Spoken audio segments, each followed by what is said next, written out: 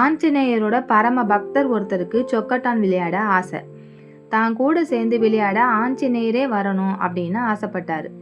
அதனால மனம் உருகி ஆஞ்சநேயரை பிரார்த்தனை செஞ்சாரு. அவர் முன்னாடி தோன்றிய ஆஞ்சநேயரும் பக்தரோட விருப்பத்தை பூர்த்தி செய்ய ஒத்துக்கிட்டாரு.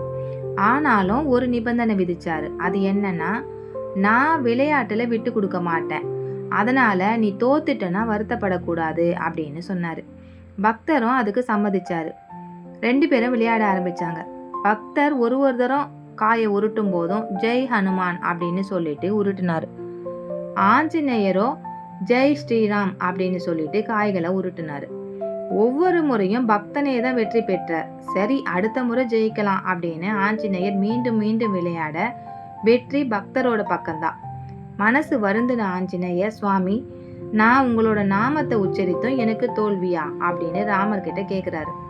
அவர் முன்னாடி தோன்றிய ராமபிரான், ஆஞ்சநேயா, நீ ஏன் பக்தன், அதனால உன்கிட்ட ஏன் சக்தி இணைஞ்சிருக்கு.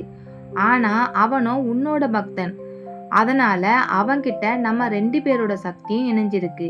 இதனாலதான் அவனோட வெற்றிக்கு காரணம் அப்படின்னு சொன்னாராம்.